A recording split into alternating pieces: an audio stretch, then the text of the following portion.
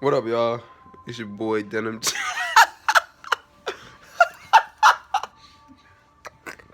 I'm sorry, but it's your boy Denim Jeans back at it again with his sixth video.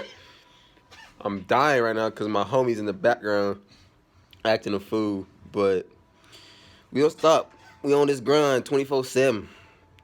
One video a day, every day. 7 days a week. So today's video, we gonna be talking about the NFL awards results. The show just happened tonight, so I'm gonna jump on it now while it's still fresh in my mind.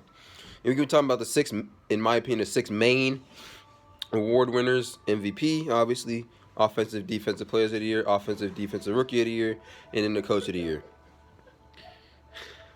And these people keep acting a fool in the background. I'm having trouble focusing on my job right now, but I'm gonna get through it. And so, first thing we're gonna do is talk about the NFL Coach of the Year for the Bears, Matt Nagy.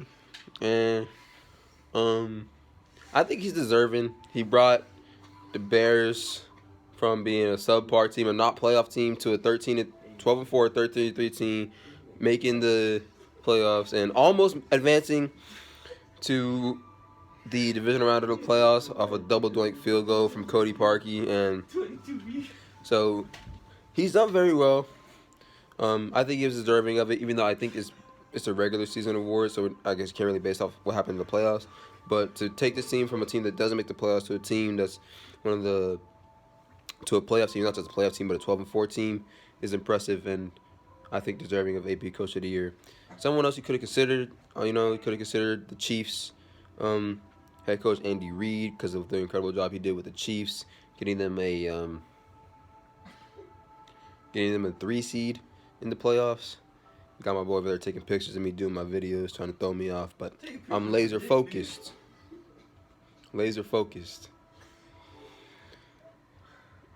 Anyway, next up we're going to talk about the AP Offensive Rookie of the Year and Defensive Rookie of the Year, both of whom I think deserve the awards that they received.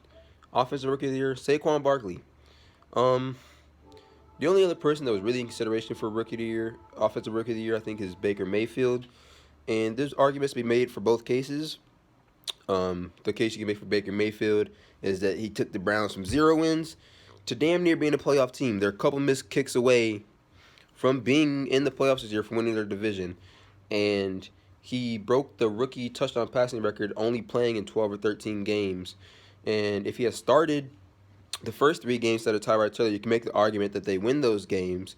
Obviously, that's just speculation, but you can make the argument that they win those games and then they make the playoffs on our playoff team after going 0-16, which would have been incredible for the organization and probably would have put him as the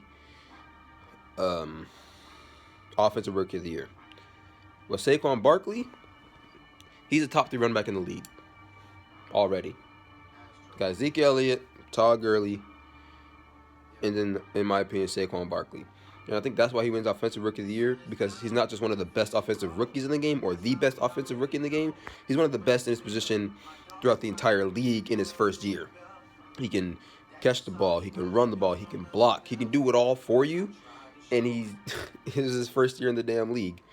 And you got a problem over there, brother? Shut up, ugly boy. And so I think he's well deserving of the award just because of the fact that he's now already in the top tier of his position after being in the league for 1 year, while Baker Mayfield still has room to grow, still has room to improve, even though he has inspired the Cleveland organization to finally have hope again. And the Defensive Rookie of the Year, hands down, Darius Leonard of the Colts, led the league in tackles in his rookie year. I don't think there's any question that he should have won Defensive Rookie of the Year. Some people make the argument for Derwin James, safety of the Chargers. I really don't think there's a valid argument there for it to be made. Darius Leonard deserves it, hands down, without a doubt. Offensive Player of the Year, Patrick Mahomes. Also, don't think there's really much of an argument there. Threw for 50 touchdowns in his first year as a legitimate starter in the NFL, led his team to the playoffs, and damn near led his team to the Super Bowl.